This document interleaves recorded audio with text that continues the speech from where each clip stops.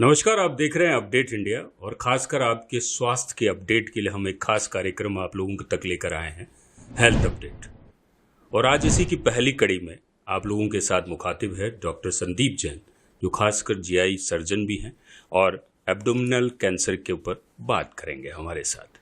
वो Fortis hospital में मुख्य रूप से जीआई सर्जन के रूप में कार्यरत है। डॉक्टर साहब, स्वागत है आपका। खासकर कहते हैं कि पापी पेट का सवाल है और वही पेट कहीं न कहीं बीमारियों की जड़ है, क्या कहना चाहते हैं? बिल्कुल सही कहा अतुल जी आपने। सबसे पहले तो मैं आपका और सुनील जी का बहुत बहुत आभारी हूं कि आज आपने अपने अपडेट इंडिया के पहले हेल्थ अपडेट शो में मुझे यहाँ इनवाइट किया। Thank you very much. आपने बिल्कुल सही सवाल किया कि हमारी एक्चुअली सारी हेल्थ जो है उसका लिंक पेट से बहुत ज़्यादा है, और अगर हमारी शारीरिक हेल्थ को हमें अच्छा रखना है, मानसिक हेल्थ को अच्छा रखना है, तो पेट की हेल्थ का बहुत ध्यान रखना ज़रूरी है। तो बिल्कुल सही आपने कहा, ये बहुत ज़रूरी है। खासकर पेट की हेल्थ के साथ साथ जो बहुत सारी बीमारियां हैं जिसपे खासकर आपकी एक्सपर्टीज़ है, जिसमें कहते हैं कि एब्डोमिनल कैंसर की बात कर सकते हैं, पथरी की बात कर सकते हैं, हर्निया की बात कर सकते हैं और मोटापा की बात कर सकते हैं। मोटापा जो कि आज की इस दौर में सबसे ज़्यादा लोग उससे परेशान हैं।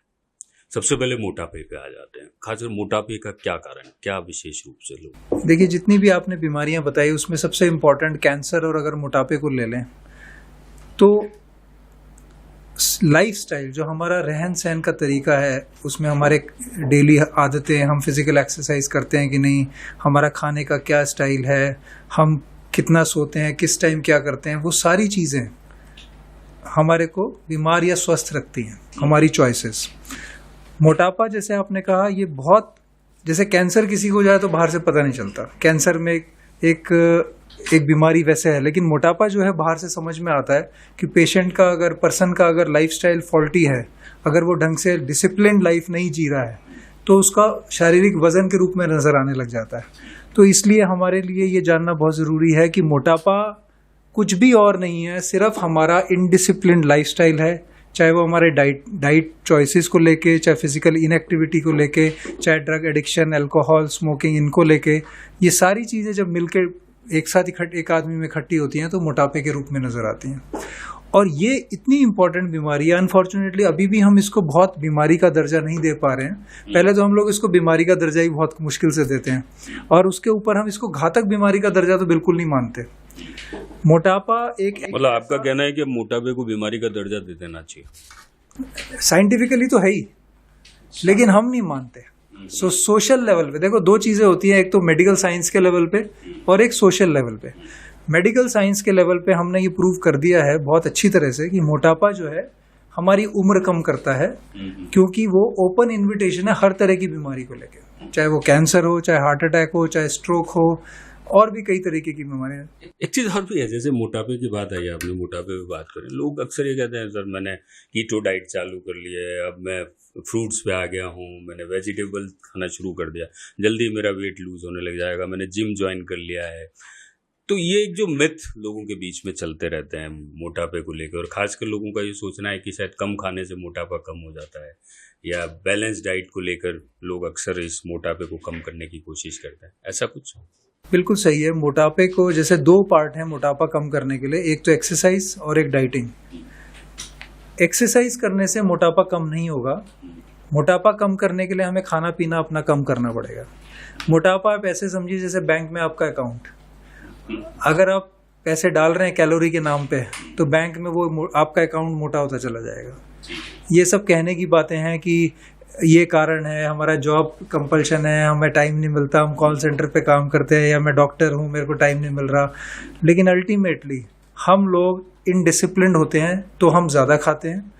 ज़्यादा खाना एक प्रॉब्लम है, दूसरा हाई कार्बोहाइड्रेट डाइट, तीसरा हाई शुगर इनटेक।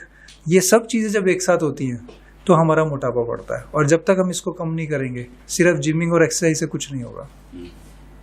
मतलब फूड को हमको बैलेंस करना पड़ेगा। सबसे पहले तो अमाउंट हमें कम करना पड़ेगा। सेकेंडली हमें चॉइस ऑफ फूड, जैसे हमारी डाइट में फ्रूट्स एंड वेजिटेबल्स बहुत ज़्यादा होने चाहिए, 50 to 60% होना चाहिए टोटल इनटेक का।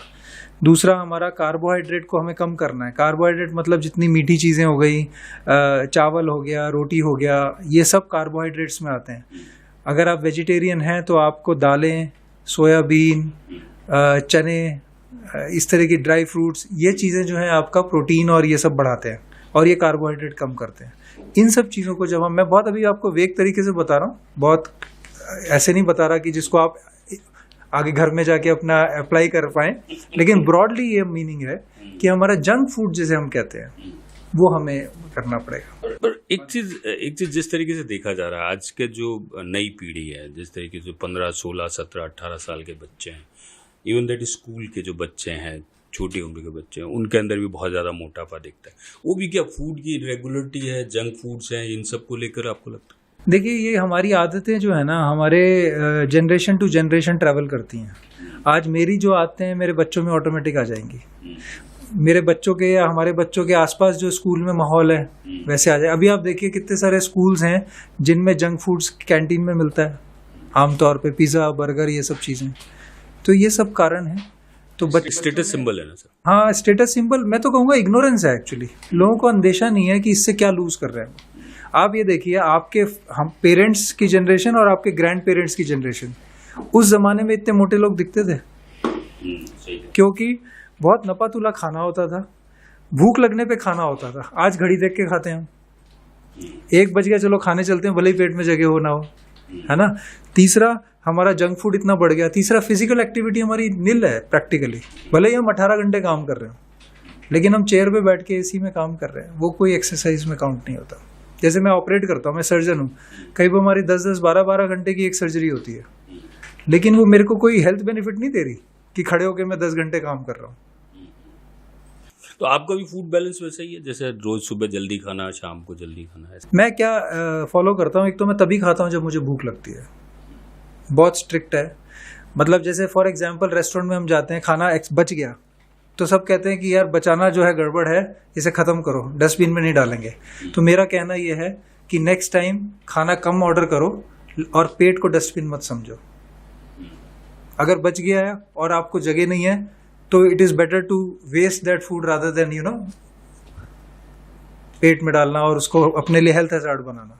एक चीज और भी है, आज का जो फूड आ रहा है बाजार में, जिस तरीके से फूड की क्वालिटी आ रही है, फूड के अंदर बात करते हैं, वो सब उस लेवल का नहीं आ रहा, उतनी शुद्धता के साथ नहीं आ रहा। तो इंसान कहाँ बचे? मतलब उसको बचने के भी तो साधन चाहिए ना। ये बहुत अच्छा सवाल किया अतुल जी आपने। मैं आपको इसको थोड़ा सा 2 मिनट लूंगा इसको एलॉबरेट करने के लिए। देखिए, कोई भी समस्या हमारे लाइफ में अगर आती है तो उसके 2 आयाम होते हैं, 2 टाइप्स ऑफ फैक्टर्स होते हैं, कारण होते हैं। एक वो कारण होते हैं, लिस्ट ऑफ कारण, जो कंट्रोल करना मेरे हाथ में है, और एक वो लिस्ट ऑफ कारण होते हैं जो मेरी प्रॉब्लम से रिलेटेड है लेकिन मेरे हाथ में नहीं है। अब क्या है, हम उस पर तो ध्यान उतना नहीं देते एज ह्यूमन बीइंग, जो मेरे हाथ में कारण है। जो मेरे हाथ में कारण नहीं है उसको लेके हम चिंतित हुए जाते हैं और कुछ नतीजा नहीं निकलता। जैसे food adulteration, it's a big problem, no doubt about it. इससे कैंसर भी तेजी से बढ़ रहा है, स्पेशली आप देखो बीकानेर, पंजाब, कैंसर मरीज आते हैं, है ना। लेकिन वो पॉलिटिकल इशू है, वो स्टेट और सेंट्रल लेवल का, गवर्नमेंट लेवल का इशू है। उसमें पॉलिटिकल इशू का, मेरा मेरा मतलब मैं और आप उसको चेंज नहीं कर सकते। मेरा मतलब जो गवर्न कर रहे हैं, पॉलिटिकल मीन्स जो कंट्री को, स्टेट को गवर्न कर रहे हैं, उनके लेवल पे कुछ पॉलिसी चेंज होगी तो उस पे इफेक्ट आएगा। तो उस पे वो कंट्रोल में नहीं है मेरे ना आपके, लेकिन हमारे फिर भी बहुत सारे फैक्टर्स कंट्रोल में हैं। जैसे हमने बात की, कब खाना है, कितना खाना है, कार्बोहाइड्रेट कम खाना है, प्रोटीन ज़्यादा खाना है, एक्सरसाइज करनी है, वॉक करना है, रन करना है, ये तो गवर्नमेंट डिसाइड का, उसमें कोई इंटरफेरेंस नहीं है। और आप मान के चलिए कि अगर हम ये सब कर पाते हैं तो हमारा जो फूड की वजह से जो दिक्कतें आ रही हैं वो भी सिग्निफिकेंटली कम हो जाएंगी। कैसे? अगर आपकी हेल्दी लाइफस्टाइल होगी ना, आपका चॉइस ऑफ फूड ऐसा होगा कि एडल्ट्रेशन कम वाला फूड आप कम हो जाएगा। दूसरा, आप कम खाओगे तो एडल्ट्रेटेड फूड ही तो कम खा रहे हो। तो ओवरऑल हर चीज लिंक्ड है। सो मेरी आपके माध्यम से सारे दर्शकों को ये रिक्वेस्ट है कि आप इस तरह की प्रॉब्लम्स में उन पे ज्यादा ध्यान ना दें जो हमारे कंट्रोल में नहीं है, उन फैक्टर्स पे ध्यान दें जो अभी इमीडिएट इफेक्ट से हम लागू कर सकते हैं। कुछ लोग बोलते हैं कि स्ट्रेस से भी मोटापा बढ़ता है। दोनों इंटरलिंक्ड है। अब ये उस तरह की बात है, मुर्गी पहले आई कि अंडा। अगर स्ट्रेस से मोटापा बढ़ता है, और उल्टा भी है कि अगर आपका वजन ज्यादा है तो स्ट्रेस बढ़ जाता है। दोनों बातें हैं। जैसे फॉर एग्जांपल, अगर आपने साइकिलिंग की और आपकी कैपेसिटी है 50 किलोमीटर चलने की साइकिल पे, और आपने 75 या 100 किलोमीटर चला ली, तो आपको स्ट्रेस हो जाएगा 50 के ऊपर जितना भी चलोगे आप। उल्टा ले लो, आपका वजन 100 किलो है तो आपको तो 50 में ही स्ट्रेस हो जाएगा। आप समझ गए बात। तो लाइफ जो है ना, एक्चुअली उसको कंपार्टमेंटलाइज नहीं किया जा सकता। शुरुआत हर चीज की हेल्थ से है, बाकी सारी चीजें ऑटो मोड पे हो जाएंगी। जैसे बच्चे के नंबर आएंगे कि नहीं आएंगे, इसकी चिंता नहीं करनी है, हमें ये चिंता करनी है कि उसका पढ़ाई में मन कैसे लगे। बाकी सारी चीजें ऑटोमेटिक सही जगह पे फिट हो जाएंगी। स्ट्रेस, इस पे बात करने की जरूरत ही नहीं है। दूसरा एक और चीज है, स्ट्रेस से मुझे अभी लिंक है थोड़ा सा, इसलिए मैं बीच में छेड़ रहा हूं। मेंटल हेल्थ की बहुत बात करते हैं। आप ये मान के चलिए कि मेंटल हेल्थ बिना फिजिकल हेल्थ के आ ही नहीं सकती। जितना मेंटल इल हेल्थ है समाज में, मान लेते हैं 100 है, अगर वो 100 में से 100 अपने फिजिकल हेल्थ पे ध्यान देते हैं तो एक इस स्टेप से ही आपका मेंटल हेल्थ वाला पार्ट अपने आप में बहुत हद तक कंट्रोल हो जाएगा, and then it is easy to control rest of the problem. सही। दूसरा जो हमारा एक और इशू था जिस पे हम बात करना चाह रहे थे, वो था पथरी को लेकर। जो अक्सर पथरी को लेकर लोग, बहुत सारे मिथ ये भी होते हैं कि साहब इसको निकलवाना चाहिए, नहीं निकलवाना चाहिए, और भी बहुत सारी चीज़ें हैं जिसपे कि अलग अलग तरीके से ऑपरेट कराने में भी लोगों को बहुत सी बार डर लगता है उन सब चीज़ों। पहली बात तो कि पथरी बनती कैसे है पेट में, मतलब लोग अक्सर, बहुत सारे लोग ये सवाल भी पूछ लेते हैं बंद कैसे जाती है, क्या हो जाता है, लोग पत्थर तो खाते नहीं, फिर पथरी कैसे बन जाती। तो ये सब क्या रीजन है, पहले तो उस पर बात। देखिए, पथरी एक ब्रॉड टर्म है। पेट में 2 अंगों में मुख्य तौर पे पथरी बनती है। एक तो गॉल ब्लैडर जिसको हम पित्त की थैली बोलते हैं, और एक गुर्दा, किडनी। तो मैं, क्योंकि मेरी स्पेशलिटी गॉल ब्लैडर तक सीमित है, किडनी का मैं स्पेशलिस्ट नहीं हूं, तो मैं अभी उस पर चर्चा नहीं करूंगा। बची बात गॉल ब्लैडर की पथरी की, तो गॉल ब्लैडर की पथरी का एक बहुत मुख्य कारण है मोटापा। अच्छा। वजन बढ़ने से कोलेस्ट्रॉल के स्टोन्स इकट्ठे हुए, कोलेस्ट्रॉल इकट्ठा हो जाता है पत्थर के रूप में गॉल ब्लैडर के अंदर, बहुत कॉमन कारण है। दूसरा, इन्फेक्शन की वजह से भी कुछ पिगमेंट स्टोन्स बन जाते हैं। तीसरा एक कारण होता है कि कुछ हीमोलिटिक अनीमियाज होते हैं जिसमें ब्लड अंदर टूटने लगता है अपने आप, ब्लड के सेल्स, उसकी वजह से भी स्टोन्स बनते हैं, जो उतना कॉमन कारण नहीं है, वो मुख्यतः बच्चों में कारण है। तो अब कारणों से ही आप समझ गए होंगे कि मोटापा जो है, अगर उसको कंट्रोल करेंगे तो पत्थर का इंसिडेंस भी कम हो जाएगा, उसका होना कम हो जाएगा। दूसरी बात, पत्थर को लोग बड़ी मामूली, गॉल ब्लैडर की पथरी को बड़ा मामूली बीमारी मानते हैं। ये मामूली बीमारी है जब तक ये परेशान नहीं कर रही, और जब परेशान करती है तो आज की तारीख में भी कम से कम 2 महीने में एक मरीज की डेथ में देखता हूँ, क्योंकि वो मरीज लापरवाही से इसको, बीमारी को सिग्निफिकेंस ना देके टालते रहते हैं ऑपरेशन से बचने के लिए, और फाइनली इतने सीरियस हो जाते हैं कि कई बार जान का खतरा हो जाता है। मतलब पथरी एक पथरी इन्फेक्शन करती है। इन्फेक्शन के साथ साथ वो कई बार बाइल का फ्लो रोक देती है, गॉल ब्लैडर फट जाता है, उससे गैंग्रीन हो जाता है, पथरी फिसलने से पैनक्रेटाइटिस, जॉन्डिस हो जाता है, और किसी किसी रेयर केस में पथरी की वजह से गॉल ब्लैडर का कैंसर तक हो सकता है, अगर पथरी बड़ी साइज की है तो। एक वर्ड और आपने काम में लिया था अभी, कोलेस्ट्रॉल। अब ये भी एक टर्मोलॉजी है, कोलेस्ट्रॉल भी अपने आप में टर्मोलॉजी, और मेडिकल पूरी फर्टर्निटी में एक मिथ की तरीके से काम कर रही है, अलग अलग तरीके से। कोलेस्ट्रॉल का अपना है कि सब ज़्यादा खाने से कोलेस्ट्रॉल हो रहा है, आप एक्सरसाइज नहीं कर रहे हैं इसलिए बर्न नहीं हो रहा है कोलेस्ट्रॉल। एक बार कोलेस्ट्रॉल अगर बढ़ जाता है, अगर वो चिपक गया तो वापस ख़त्म नहीं होता है कोलेस्ट्रॉल। ये बहुत सारे मिथ हैं इसको लेकर। मोटापा भी है तो कोलेस्ट्रॉल से, अभी आपने बताया पथरी है वो भी कोलेस्ट्रॉल से। कोलेस्ट्रॉल बेसिकली क्या, कहाँ कुछ आप पूरा काम कर रहा है, या किस तरीके से कोलेस्ट्रॉल को लेकर बात? मतलब आम भाषा में आम आदमी के लिए ये समझिए कि उसको ये समझना चाहिए कोलेस्ट्रॉल मतलब शरीर में बहुत ज्यादा फैट की मात्रा, चर्बी की मात्रा, ऐसे समझिए आप। हालांकि ये साइंटिफिकली स्टेटमेंट सही नहीं है, लेकिन समझाने के लिए आप इसे सही मान सकते हैं। तो आप ये मानिए कि जैसे हमारी चर्बी अगर पेट में इकट्ठी है या शरीर में इकट्ठी है, तो अंदर कोलेस्ट्रॉल की मात्रा ज्यादातर लोगों में, ऐसे लोगों में ज्यादा ही मिलेगी। तो लोग क्या करते हैं, दवाई करते हैं कोलेस्ट्रॉल कम करने की, स्टैटिन्स ले लेते हैं, ये सब डॉक्टरों से जाके। नेचुरली डॉक्टर तो दवाई लिखेगा, लेकिन वो परमानेंट इलाज नहीं है। कारण है मोटापा, हमारी आदतों की वजह से, खराब आदतों की वजह से मोटापा, मोटापे की वजह से हाई कोलेस्ट्रॉल और लिपिड प्रोफाइल का गड़बड़ होना। अब हम क्या कर रहे हैं, हम ना मोटापे को एड्रेस कर रहे हैं, ना हम खराब आदत को एड्रेस कर रहे हैं, हम सिर्फ दवाई लेके उस कोलेस्ट्रॉल को कम करने की कोशिश कर रहे हैं। कैसे सक्सेसफुल होगा? कारण हटाना पड़ेगा ना। जैसे बुखार की दवाई दे रहा हूं मैं, क्रोसिन दिए जा रहा हूं, इन्फेक्शन क्या है वो तो मैं ट्रीट ही नहीं कर रहा। ऐसा नहीं है कि बेसिकली कभी कभार लगता है कि अगर कम वजन के लोग हैं उनमें भी कोलेस्ट्रॉल की मात्रा पाई जाती है, ऐसा तो है? मेडिकल साइंस के लाइफ में कुछ भी ऐसा नहीं है कि ये चीज कर लो तो नुकसान जीरो हो जाएगा। जैसे फॉर एग्जाम्पल ट्रैफिक में आप चलो, आप कहते हो हेलमेट पहन के चलो, ट्रैफिक रूल्स फॉलो करो और 60 की स्पीड से गाड़ी चलाओ, तो क्या मौतें बंद हो जाएंगी? बहुत कम हो जाएंगी। देखो लाइफ में जीरो तो कभी हो ही नहीं सकता। जैसे फॉर एग्जाम्पल स्मोकिंग किसी ने नहीं की और उसको लंग कैंसर होते ही है, हाँ, मतलब हमें देखने में आ ही जाते हैं। इसका मतलब ये नहीं है कि स्मोकिंग करना हम ये सोच के पीना शुरू कर दें कि यार जब बिना स्मोकिंग वाले को हो रहा है तो हम भी क्यों नहीं मजे ले लें। लेकिन रिस्क रेशियो बढ़ जाता है, बहुत ज्यादा बढ़ जाता है। दूसरा देखिए क्या है, जैसे मैं एक इंटरेस्टिंग बात बताता हूँ। एक पेशेंट को मैं ऐसे ही समझा रहा था कैंसर के बारे में, अभी हम पेट के कैंसर पे जैसे आएंगे उससे पहले ही एक बात बता रहा हूँ कि आप ये मत करिए, आपका कैंसर का खतरा बढ़ जाएगा। कहते हैं डॉक्टर साहब छोटी सी जिंदगी है, 70 ना सही 60 में मर जाएंगे, शौक तो पूरे कर लें। तो समझने की बात देखिए ये नहीं है कि कैंसर से या मोटापे से जो जान जा रही है वो तुरंत 1 सेकंड में बैठे बैठे चलेगी।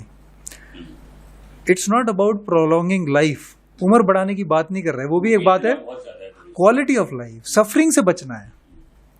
हर एक को मरना है। किसी ने सोच लिया कि हाँ मेरे 40 साल मेरा बहुत हो गया, मेरे को और नहीं जीना, तो ठीक है, लेकिन जो हम गलत आदतें डाल रहे हैं उससे हमारी मौत इंस्टेंट नहीं आएगी, सालों की सफरिंग है। और वो ऐसी सफरिंग है जिसको धरती पे नर्क कह सकते हो आप। एज ए डॉक्टर मैं आपको बता सकता हूँ। तो इसलिए इसको अवॉइड करना चाहिए। और देखिए जहां तक नशे का सवाल है ना, हेल्थ से बढ़िया नशा किसी का नहीं है। अगर आपने उसे टेस्ट कर लिया तो फिर सारे नशे फीके हैं उसके आगे। निरोगी काया पहले चाहिए कुल मिला के।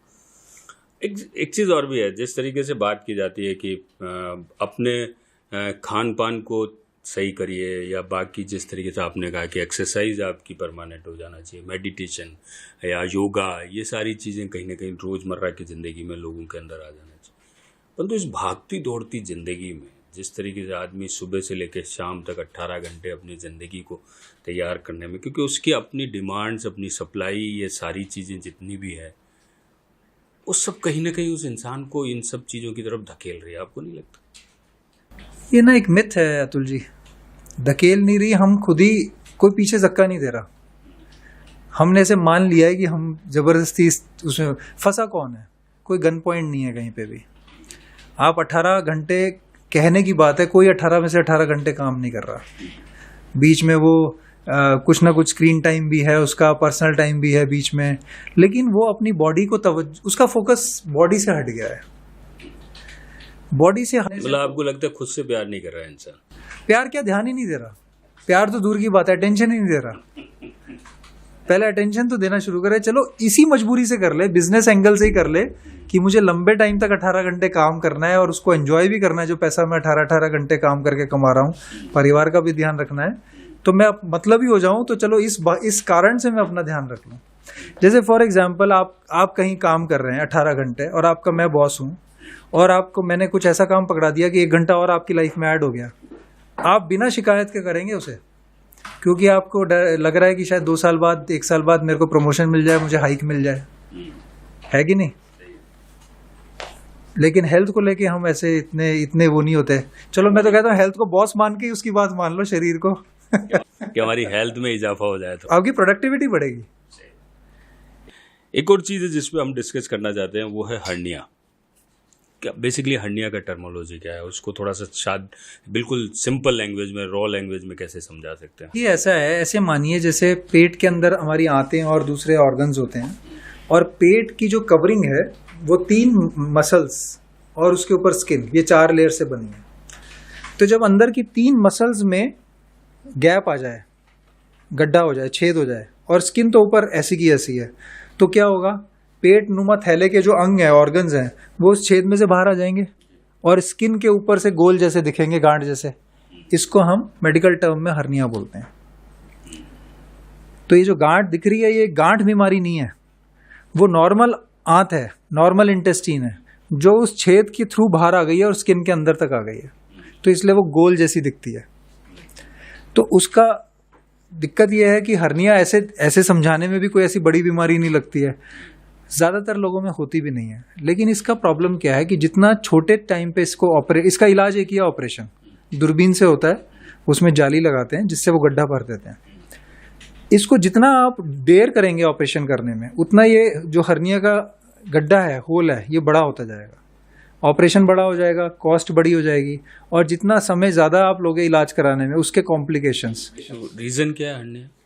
अगेन शुरुआत होती है मोटापे से, हर्निया में मोटापा और ओल्ड एज। मांसपेशियों में गड्ढा कैसे होता है? कमज़ोर होंगी तब होगा। तो जब हमारे मसल्स में भी फैट इकट्ठा हो जाता है जब हम मोटे होते हैं, तो फैट क्या होता है, मसल्स की ताकत को कमज़ोर कर देता है और उसको स्ट्रेच कर देता है, पेट का प्रेशर बढ़ जाता है, वहाँ गड्ढा हो जाता है। दूसरा, उम्र के साथ मसल्स कमज़ोर हो जाती हैं।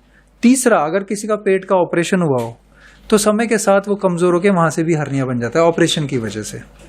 तो ये 3 मुख्य कारण है। इसका रोकने का क्या तरीका? इसका रोकने का एक तो बहुत अच्छा तरीका ये है कि हमें एक तो मोटापे से बचना है, उम्र का तो कुछ कर नहीं सकते, लेकिन एक आजकल नए कैटेगरी ऑफ पेशेंट्स आ रहे हैं जो जिमिंग बहुत करते हैं और उसमें एब्डोमिनल मसल्स बनाने के लिए बहुत आतुर हैं लोग, 5 एब्स 4 एब्स 4 6। उस चक्कर में पेट की हर्निया बहुत बढ़ रहे हैं। अच्छा, उससे भी बढ़ रहे हैं? कोई भी पेट की एक्सरसाइज करेंगे तो पेट का प्रेशर बढ़ेगा और मसल स्ट्रेच होंगी, तो गैप आ सकता है उसमें। तो मैं यही सबको समझाता हूँ कि हमें कोई सलमान खान शाहरुख खान तो बनना नहीं है ना, मेजॉरिटी ऑफ अस। तो हमें अपनी जो फिजिकल एक्टिविटी, जिमिंग, एक्सरसाइज जो करनी है, हेल्दी रहने के लिए करनी है, मॉडल बनने के लिए नहीं। तो ये एम थोड़ा सा ध्यान रखना इंपॉर्टेंट है। पेट की एक्सरसाइज करना न करने से हमारी ओवरऑल हेल्थ को कोई ज्यादा फर्क नहीं पड़ता, सिर्फ एक ब्यूटिफिकेशन प्रोसेस है। अच्छा, जब अपन जिमिंग पे आए तो एक और प्रोडक्ट है जो प्रोटीन की बात करता हूँ मैं, वो भी पेट में जाके कहीं ना कहीं चल, प्रोटीन हमेशा नुकसान करता है केमिकल्स के फॉर्म में। आप डाइट में प्रोटीन बढ़ाइए, नेचुरल प्रोटीन। तो ये जो बार बार प्रोटीन खा के जिस तरीके से, इसमें रिस्क है, कई पेशेंट्स को किडनी फेलियर हो जाता है उससे, यंग बच्चों को, एक्सेसिव प्रोटीन। वो इस चक्कर में भूल ही जाते हैं मसल्स बनाने के चक्कर में कि लाइफ की रिस्क हो रही है। अब आ जाते हैं अपन कैंसर पे, एब्डोमिनल कैंसर पे। सबसे पहली बात तो मैं उस पर भी बात करूंगा कि आप फाउंडर हैं एब्डोमिनल कैंसर डे को लेके, जो 19 मई को आप खासकर चलाते हैं, उस पर भी बात करेंगे। सबसे पहले कैंसर की जो टर्मोलॉजी है, जो कहीं ना कहीं आदमी जैसे ही पता चलता है कि कैंसर है, उसका सब कुछ खत्म हो जाता है, दिमागी रूप से, दिली रूप से वो सब कुछ अपने आप के आपा भी खो बैठता है। और सबसे बड़ी बात है, मानसिक रूप से भी प्रताड़ित होता है और दिली तौर पे तो वो अपने आप को कहीं ना कहीं कमज़ोर महसूस करता है। पहली बात तो ये कि किस किस तरीके के कैंसर हैं एब्डोमिनल कैंसर में, किस किस तरीके के ऐसे कैंसर हैं जो होने की संभावना है, पहले तो हम उस पर चर्चा कर लें। देखिए, मुख्य तौर पे करीब 7-8 कैंसर हैं पेट के। अगर मैं नाम लूँ तो जैसे फूड पाइप का कैंसर, जिसको हम ईसोफेगस कैंसर बोलते हैं, अंदर आमाशय होता है स्टमक, तो स्टमक या गैस्ट्रिक कैंसर, गॉल ब्लैडर का कैंसर, लिवर, पैनक्रियाज, इंटेस्टीन, और इंटेस्टीन में भी लार्ज इंटेस्टीन मुख्य तौर पे कोलन एंड रेक्टम, और एक अपेंडिक्स करके एक ऑर्गन होता है, उसका भी कैंसर पाया जाता है। मुख्य तौर से ये गैस्ट्रिक अपेंडिक्स तो बेसिकली कभी कभार जब भी पेन होता है लोग निकाल लेते हैं उसको, तो उसमें भी कैंसर किसी भी अंग में हो सकता है। तो ये सब के पीछे भी क्या रीजन है? वही फूड की क्वालिटी या? हाँ, अब जैसे मैं अगर बात करूं जेनेटिक और लाइफस्टाइल, तो हमारा जेनेटिक वाला पोर्शन जो है ना, वो 15 से 20% से ज्यादा काम नहीं करता कैंसर के लिए। अच्छा। 80% कैंसर जो हो रहा है हमारा, वो हमारी खुद की लाइफस्टाइल से रिलेटेड है। नहीं, बट अक्सर जो लोगों से बात होती है या किसी, आप वैसे भी मेडिकल टर्मोलॉजी में भी बात करें तो ज़्यादा के लोगों का ये मानना है कि सब जेनेटिक, कैंसर भी जेनेटिक आता है। आप बोल रहे हैं 15 से 20% पर कम है। अच्छा, मतलब ये कह के हम निश्चिंत नहीं हो सकते कि कैंसर तो जेनेटिक है, अब हम क्या मेहनत करें उससे बचने के लिए। आप समझ गए फर्क? तो जब अगर हमें ये नॉलेज मिल जाए कि 100 में से सिर्फ 20% रोल जो है वो कैंसर जो है वो सिर्फ जेनेटिक की वजह से है, 20%, लेकिन 80% कैंसर हमारी खुद की वजह से है। चलो उसमें से वो भी हटा दो, फूड एडल्ट्रेशन का कुछ 20-25% हटा दो 80 में से, तो भी मैं कहूँगा 50% कैंसर हम कंट्रोल कर सकते हैं अपनी आदतों को कंट्रोल करके। क्या लक्षण क्या क्या हो सकते हैं डॉक्टर? ये बड़ा इंटरेस्टिंग सवाल आपने पूछा है कि कैंसर का ये समझिए आप सब लोग कि कैंसर के नाम का कोई स्पेशल सिम्टम नहीं होता कि अगर ये सिम्टम हो जाए तो इसका मतलब कैंसर ही है हमें। तो हमें कैसे पता चले? तो आप ये ध्यान रखिए कि कोई भी सिम्टम आपका, चाहे वो मामूली से मामूली हो, लेकिन 2 से 3 हफ्ते तक भी ठीक ना हो रहा हो डॉक्टर को दिखाने के बावजूद, तो उसको एड्रेस करना बहुत ज़रूरी है, क्योंकि उसमें एक संभावना कैंसर की हो सकती है। कंफर्म तब भी नहीं है, लेकिन एक संभावना हो सकती है। अब इसकी क्या इंपॉर्टेंस है कि हम सिम्टम को जल्दी से पहचान लें, क्योंकि कैंसर में अगर आपको ध्यान हो तो स्टेजेस होती है 1 2 3 4। 4th स्टेज मतलब लास्ट स्टेज, जिसमें ज़्यादातर कुछ नहीं कर पाते हम।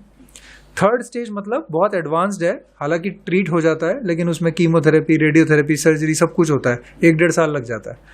1st और 2nd स्टेज का जो कैंसर है वो बहुत आसानी से ठीक हो जाता है और उसमें दोबारा होने की संभावना ना के बराबर होती है। तो जितना जल्दी हम कैंसर को पकड़ लें, उतना जल्दी अर्ली स्टेज में उसे पकड़ लेंगे और उतना ही दोबारा होने की ट्रीटमेंट के बाद संभावना खत्म हो जाती है।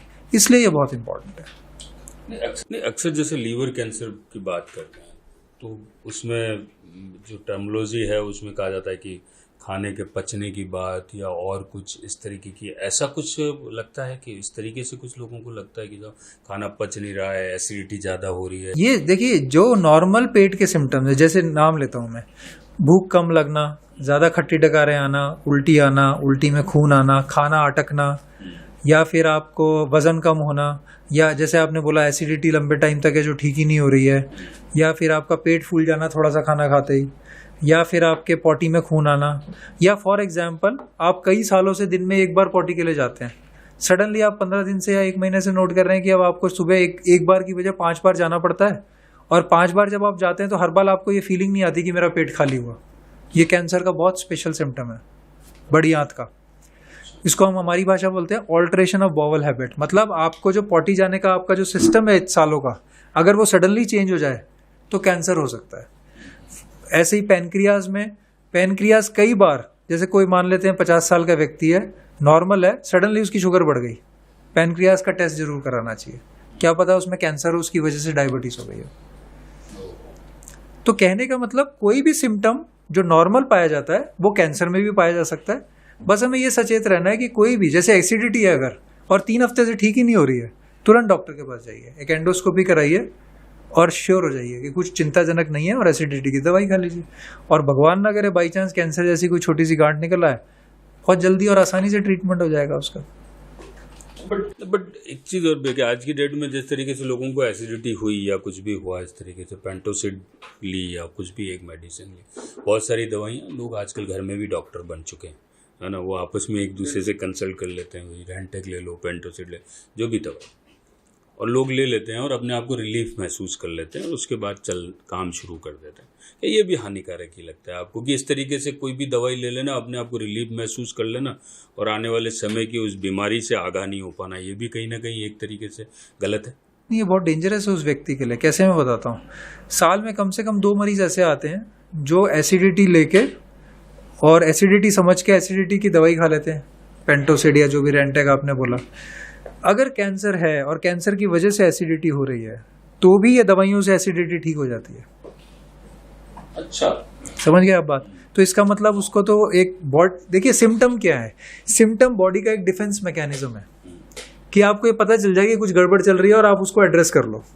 आपने एड्रेस तो किया नहीं कारण, आपने बस उसमें एक पेंटोसिड खा ली, उसका जो अलार्म सिस्टम, अलार्म बंद कर दिया आपने, बिना ये देखे कि अलार्म बज क्यों रहा है, कोई चोर गाड़ी तो नहीं चुरा रहा। तो ये सबसे बड़ा नुकसान है। दूसरा, पेंटोसिड जैसी दवाइयां अगर बहुत लंबे टाइम तक खाई जाएं तो अब ये डेटा आ गया हमारे पास, उससे किडनी पे असर पड़ता है बुरा, तो इस तरह नहीं खानी चाहिए।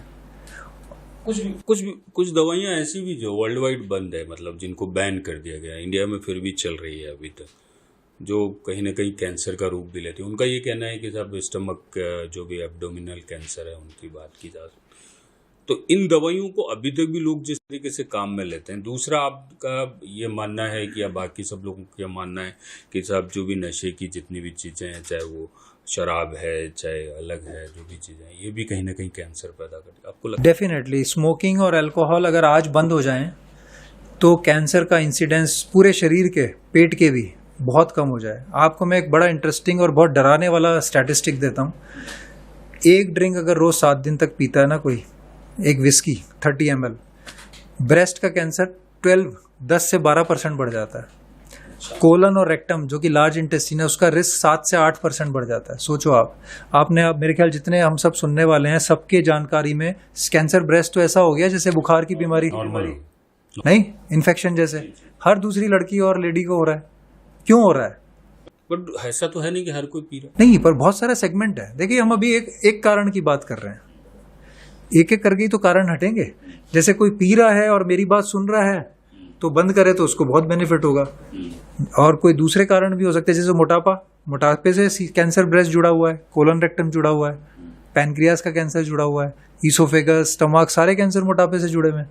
मोटापा कम करते ही कैंसर का रिस्क 30% कम हो जाता है। अगर हम फिजिकली इनएक्टिव हैं, मान लेते हैं मेरे जैसा वजन का व्यक्ति है जो कि नॉर्मल वजन है लेकिन मैं फिजिकली एक्टिव नहीं हूं, तो भी 30% कैंसर रिस्क बढ़ जाता है। अगर मेरी डाइट में फ्रूट्स और वेजिटेबल्स ना के बराबर हैं तो 30% कैंसर का रिस्क बढ़ जाता है। अब आप सोचो ये, और अगर अल्कोहल और टोबैको ऐड कर दो उसमें तो कैंसर का रिस्क और बढ़ जाता है। ये सारी चीजें कंबाइंड है। दूसरी आपने बात की ड्रग्स जो बाहर बैन हो गई हैं हमारे, ऐसी कोई ड्रग मेरे ध्यान में नहीं है जो बाहर तो बैन हो गई और इंडिया में अभी भी चल रही हो। जैसे निसिप बीच में थी, निसिप करके थी, पैरासीटामोल को लेके भी बहुत सारी बातें हुई थी। नहीं, पैरासीटामोल बैन कभी नहीं हुई। बीच में बहुत सारे समय तक ये बात चलती रही। निसिप को लेके बात हुई थी कि ये बैन कर दी जाए। निसिप मैं नहीं समझा कौन सी दवाई है, लेकिन अगर मैं मेरी नॉलेज में बताऊं एज ए डॉक्टर, अच्छा हाँ, निमोसलाइड तो बैन है, मेरे ख्याल इंडिया में भी बैन है। वो हम लोग यूज नहीं करते इसलिए मुझे आइडिया नहीं है। पर बाय एंड लार्ज हमारे यहाँ मेजॉरिटी दवाइयाँ अगर बैन है और हमारे पास एविडेंस है तो गवर्नमेंट ऑफ इंडिया बैन कर देती है। अच्छा, दूसरा एक चीज और भी है, क्या डायबिटीज भी कैंसर में बहुत बड़ा रोल निभाता है? डायबिटीज की वजह से कैंसर होना थोड़ा अनलाइकली है। नहीं, उससे मतलब इम्यूनिटी पावर कमजोर होती है डायबिटीज से। आप कह सकते हो अगर आपका डायबिटीज कंट्रोल नहीं है, शुगर हमेशा अनकंट्रोल्ड रहता है आपका, आप खाने पे कंट्रोल नहीं है तो शुगर भी अनकंट्रोल्ड रहेगा, दवाइयाँ टाइम पे नहीं ले रहे हो, तो उस केस में इम्यूनिटी कम हो सकती है, क्योंकि शुगर अगर बहुत ज्यादा है तो बॉडी में इन्फेक्शन का रिस्क बढ़ जाता है। लेकिन कैंसर का रिस्क डायबिटीज होने की वजह से नहीं बढ़ सकता, उल्टा जरूर है कि अगर कैंसर हो गया तो उसका earliest sign new onset diabetes हो सकता है, कि अभी तक डायबिटीज ना सडनली डायबिटीज हो गया, टेस्ट में पता चला कि पैनक्रियाज में कैंसर है। ऐसा कभी कभी देखने में मिलता है। अच्छा, कैंसर से डायबिटीज डेवलप, कैंसर का presentation as a symptom, cancer का प्रेजेंटेशन, क्योंकि डायबिटीज जो है मेनली पैनक्रियाज का रोल है उसको कंट्रोल करना, एक ऑर्गन है पैनक्रियाज। तो अगर उसमें कोई कैंसर हो जाए किसी टाइप का, तो कुछ मरीजों में हमें देखने के मिलता है कि उसमें पहला सिम्टम जो मरीज को होता है, शुगर बढ़ जाती है उसकी। अक्सर एक राजस्थानी भाषा में भी एक बात होती है कि पेट का फूलना, आफरा आना, लोगों को लगता है कि खाना ऊपर आ रहा है, यहाँ पे अटका हुआ है, पेट में पच नहीं रहा है, तो ये सब भी एक आपको लगता है कि ये भी एक अलग तरीके की बीमारी? देखिए, ज्यादातर ऐसे केसेस में कोई चिंताजनक बीमारी नहीं होती है। अगेन हमारा खाने पीने का तरीका, थोड़ा इनडिसिप्लिन लाइफस्टाइल ही कारण होता है। हमारा बहुत हैवी डाइट खा ली, खाते ही सो गए, तो सुबह ये फीलिंग आ सकती है। लेकिन हमें कोई भी चीज़ अंदेशा मतलब इग्नोर नहीं करनी चाहिए। ज़्यादातर जैसे मिडिल एज और ओल्ड एज में होती है ये, तो ओल्ड एज और मिडिल एज में क्या होता है, हमारी बॉडी को खाने की रिक्वायरमेंट कम हो जाती है, लेकिन हमारा उल्टा होता है कि हमारे खाने की मात्रा बढ़ती चली जाती है। शरीर को ज़रूरत कम हो जाती है लेकिन मात्रा बढ़ जाती है, तो डाइजेशन हमारा ऑलरेडी कमज़ोर होता जा रहा है शरीर की तरह, और हमारा खाना बढ़ता जा रहा है। तो उसका ये नतीजा है कि वो मेटाबोलाइज हो ही नहीं रहा। सही है। तो फिर उसकी वजह से गैस भी बनेगी, पेट भी फूलेगा, खाना पड़ा रहेगा बहुत देर तक, कॉन्स्टिपेशन हो जाएगा। ये सब लक्षण इस वजह से हैं। अगर थोड़ा सा खाने पीने पे ध्यान दे लोग तो ये बहुत इजीली कंट्रोलेबल चीज़ है। अच्छा, एक और मिथ है जो मैं आपसे बात करना चाह रहा था, जिसपे कि अक्सर बहुत सारे लोगों का कहना है कि खाना खाने के बाद एक सिगरेट पी जाए तो पेट का खाना पच जाता है। ये क्या है? ये मैं एकदम आउट ऑफ द कोर्स मैंने एक सवाल पूछा, परंतु लोगों के बीच में बड़ा प्रचलित है, इसलिए आपसे बात। आपने एक ही चीज बोली है, दो चीजें प्रचलित है, एक तो ये डाइजेशन, स्मोकिंग से रिलेशन, और एक मोशन पास करना मॉर्निंग में।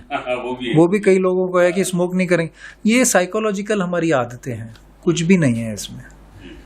ये हमारी साइकोलॉजिकल आदत है, ऐसा नहीं है।